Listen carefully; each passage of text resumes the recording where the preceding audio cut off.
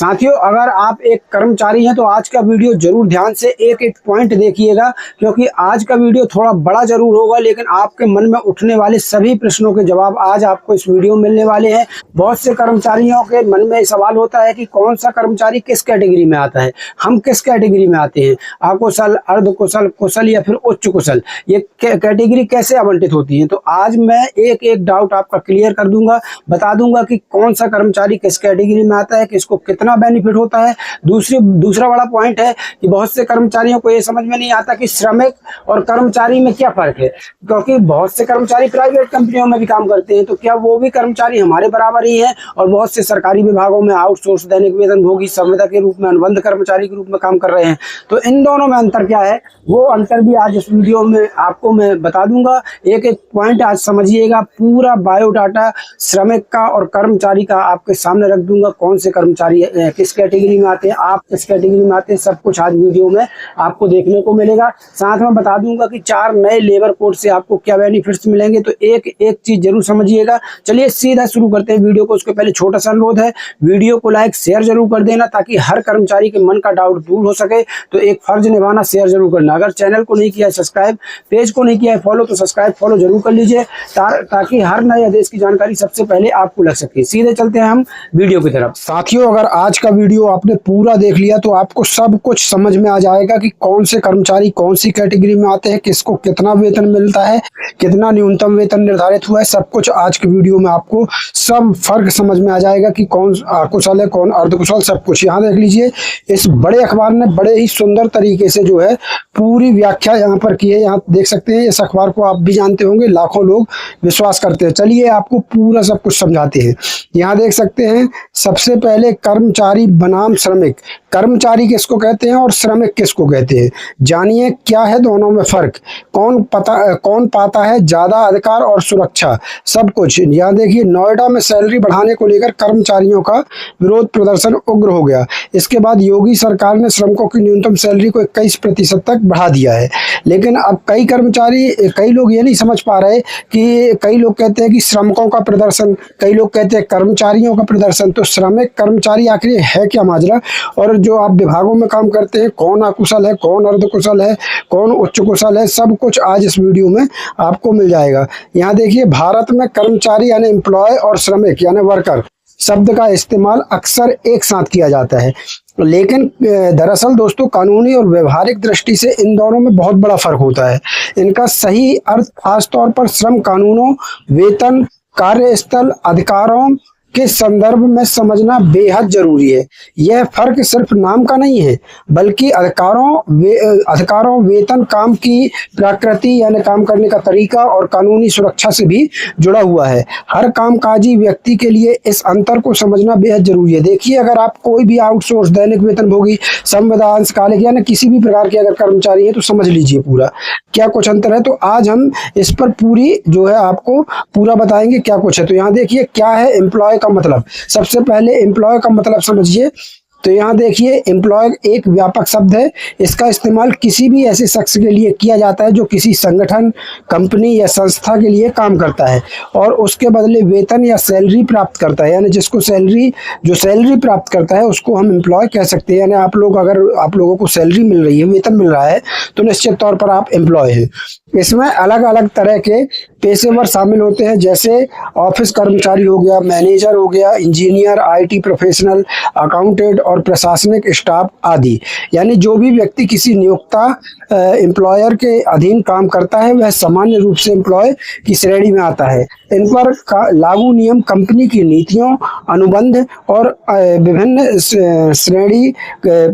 श्रम कानूनों पर निर्भर करते हैं। अब वर्कर का मतलब क्या है, अगर एम्प्लॉय का वो मतलब है तो फिर वर्कर का क्या मतलब है। तो यहाँ देख लीजिए, क्या है वर्कर का मतलब। वहीं वर्कर एक सीमित और कानूनी रूप से परिभाषित शब्द है। इसका मतलब आमतौर पर उन लोगों के लिए किया जाता है जो मैनुअल यानी हाथ से, तकनीकी या फिर प्रोडक्शन से जुड़े काम करते हैं। यानी जो कंपनी में लगे रहते हैं ना, कहीं किसी चीज का निर्माण, कहीं बिस्किट बना रहे हैं, तो कहीं मोटरसाइकिल के पार्ट्स बना रहे हैं, कहीं 4 व्हीलर के पार्ट्स बना रहे हैं। यानी कुछ भी जो तकनीकी या प्रोडक्शन से जुड़ा काम करता है, जैसे फैक्ट्री वर्कर्स हो गए, मशीन ऑपरेटर्स हो गए, हेल्पर हो गए, निर्माण श्रमिक आदि वर्कर की कैटेगरी में आते हैं। यहाँ यहाँ देखिए, वर्कर की परिभाषा भारत के विभिन्न श्रम कानूनों जैसे फैक्ट्री अधिनियम या फिर औद्योगिक संबंध कानूनों में स्पष्ट रूप से दे दी गई है। इन कानूनों के अनुसार वर्कर वे लोग होते हैं जो सीधे उत्पादन, संचालन या तकनीकी के कामों में लगे होते हैं। तो आप समझ गए होंगे, जैसे फैक्ट्री में, कंपनी में काम करते हैं प्राइवेट कर्मचारी, तो उनको वर्कर कह सकते हैं, या संचालन करते हैं, तकनीकी के काम में लगे हैं, तो ये वर्कर कहलाएंगे। अब एम्प्लॉय और वर्कर में क्या है फर्क आखिर दोस्तों? क्योंकि श्रम कानूनों का फायदा तो उन्हें भी मिलता है जो कंपनी में काम कर रहे हैं, और उन्हें भी मिलता है जो सरकारी विभागों में जैसे आउटसोर्स, दैनिक वेतनभोगी, इन्हें भी मिलता है। तो दोनों में फर्क क्या है वो चीज़ समझ लीजिए। इस वीडियो को पूरा देखना आपके लिए बेहद जरूरी है। दोनों के बीच एक महत्वपूर्ण अंतर है, उनके अधिकारों और सुरक्षा से भी जुड़ा है। श्रमिक को सरकार द्वारा निर्धारित न्यूनतम वेतन, निश्चित कार्य घंटे, ओवरटाइम भुगतान और कार्यस्थल पर सुरक्षा जैसी विशेष सुविधाएं और संरक्षण दिए जाते हैं। ये अधिकार कानून द्वारा सुनिश्चित किए गए होते हैं और कंपनी के लिए इनका पालन भी करना अनिवार्य होते हैं। यानी जो कंपनी में लगे हुए कर्मचारी है ना, तो उनके लिए ये अधिकार होते हैं और कंपनी को इसका पालन करना बहुत जरूरी होता है, अनिवार्य होता है। दूसरी ओर कर्मचारी, यानी जिनको हम एम्प्लॉय, जैसे आउटसोर्स कर्मचारी, दैनिक वेतनभोगी कर्मचारी, जो सरकारी विभागों में लगे हुए हैं, कर्मचारी के अधिकार उनके रोजगार अनुबंध और कंपनी, तो यहाँ पर जानते हैं आप कि आपका अनुबंध होता है, तो उनका रोजगार अनुबंध और कंपनी की नीतियों पर आधारित अधिक निर्भर करते हैं। कंपनी जैसे आपकी एजेंसी हो गई, इस टाइप से। हालांकि कुछ सामान्य श्रम कानून कर्मचारियों पर भी लागू होते हैं, लेकिन सभी कर्मचारी श्रमिक की तरह किसी श्रेणी में नहीं आते हैं। अब चलिए आगे बताते हैं। एक और महत्वपूर्ण बात यह है कि हर वर्कर को एम्प्लॉय माना जा सकता है, क्योंकि वह भी किसी नियोक्ता के लिए काम करता है। यहाँ पर ये ध्यान रखिएगा, हर वर्कर यानी श्रमिक को, हर वर्कर्स को, श्रमिक को एम्प्लॉय मान सकते हैं, क्योंकि वह भी किसी नियोक्ता के लिए काम कर रहा होता है, किसी कंपनी के लिए कर रहा होता है, किसी प्रोडक्शन हाउस के लिए कर रहा होता है। लेकिन हर एम्प्लॉय, यहाँ पर ये बात समझ लीजिएगा गहराई से, लेकिन हर एम्प्लॉय को वर्कर नहीं माना जा सकता, क्योंकि श्रमिक की कैटेगरी में आने के लिए कार्य का प्रकार, नेचर ऑफ वर्क महत्वपूर्ण होता है। यहाँ पर देखिए, उदाहरण के लिए एक फैक्ट्री में काम करने वाला हेल्पर या मशीन ऑपरेटर श्रमिक भी है और कर्मचारी भी है, जबकि एक HR यानी मैनेजर या सॉफ्टवेयर इंजीनियर कर्मचारी तो है लेकिन श्रमिक नहीं है, क्योंकि वो डायरेक्ट उत्पादन पर नहीं। अब मान लो किसी कंपनी का कोई मैनेजर है, वो थोड़ी ना श्रमिक हो जाएगा, वो थोड़ी ना वर्कर हो जाएगा। वर्कर तो वही है जो सीधे डायरेक्ट रूप से प्रोडक्शन के काम में लगे हुए हैं। अब यहाँ आगे देखिए, 3 तरह के श्रमिक होते हैं, सब मैं बताऊंगा। सरकार श्रमिकों को उनके काम की प्रकृति, स्किल और अनुभव के आधार पर आमतौर पर 3 मुख्य कैटेगरी में बांटती है, अकुशल, अर्धकुशल और कुशल। हालांकि एक कैटेगरी और होती है उच्च कुशल, वो भी मैं बताऊंगा। इन तीनों के बीच फर्क समझना वेतन, काम और जिम्मेदारियों को समझने के लिए जरूरी है। तो अकुशल श्रमिक कौन कहलाते हैं ये देख लीजिए। इसका बहुत प्रश्न उठाते हैं कई कर्मचारी कि सर ये कैसे पता चले कि कौन अकुशल है, अर्धकुशल है और कुशल है। तो यहाँ समझ लीजिए, ऐसे श्रमिक जिनके पास किसी खास तकनीक, ट्रेनिंग या विशेष कौशल की जरूरत नहीं होती, ये सामान्य और शारीरिक काम करते हैं। इनमें सफाई कर्मचारी, हेल्पर, लोडिंग अनलोडिंग करने वाले मजदूर शामिल होते हैं। इनका वेतन सबसे कम होता है, क्योंकि काम सीखने के लिए विशेष ट्रेनिंग की जरूरत नहीं होती। तो आपको बता दें कि कुल मिला के अगर देखा जाए तो अकुशल कर्मचारी वो हैं जिनसे कुछ नहीं आता। जी हाँ, बिल्कुल डायरेक्ट जो मजदूरी करते हैं, जो काम बता दिया जाए वो करने लगते हैं, उनको मतलब आता नहीं है लेकिन वो काम अच्छा करते हैं। तो ये हुआ है अकुशल कर्मचारी। अब बात कर लें हम, यहाँ देखिए, अकुशल कर्मचारी तो आपको मैंने बता दिया। अब अकुशल कर्मचारी के बाद आता है अर्धकुशल कर्मचारी। ऐसे श्रमिक जिनके पास थोड़ा बहुत अनुभव है, यहाँ देख लीजिए, या बेसिक ट्रेनिंग होती है। इन्हें काम के कुछ समझ होती है लेकिन पूरी तरह विशेषज्ञता नहीं होती है। Machine helper, driver, salesman, operator assistant, इनका वेतन अकुशल श्रमिकों से ज्यादा लेकिन कुशल से कम होता है। कुशल कर्मचारी यहाँ देख लीजिए अर्धकुशल कर्मचारी कौन कहलाते हैं, जिनको थोड़ा बहुत नॉलेज होता है, लेकिन इतना नॉलेज भी नहीं होता कि पूरी तरह नॉलेज हो जाए। जैसे हम देखते हैं यहाँ पर कि मशीन का, कोई मशीन है उसका हेल्पर है कि मान लो कुछ बना रहे हैं तो लाओ पाना लाओ, पिंचेस दो, ये इस टाइप के हेल्पर हैं जो, तो वो आते हैं अर्धकुशल में। ड्राइवर हो गए, वो चला तो रहे हैं गाड़ी बस, लेकिन उनको उस गाड़ी बस की पूरी नॉलेज नहीं है, तो ऐसे में वो अर्धकुशल में आते हैं। सेल्समैन हो गए, ऑपरेटर असिस्टेंट हो गए, इस प्रकार से ये कर्मचारी अर्धकुशल में आते हैं। ध्यान से समझते चलिएगा। अब अकुशल श्रमिक हो गए, अर्धकुशल श्रमिक हो गए, आपने समझ लिया होगा। अब आता है कुशल श्रमिक की बारी। यहाँ देख लीजिए ऐसे श्रमिक जिनके पास विशेष तकनीकी ज्ञान, ट्रेनिंग या अनुभव होता है, ये मुश्किल और जिम्मेदारी वाले काम कर सकते हैं।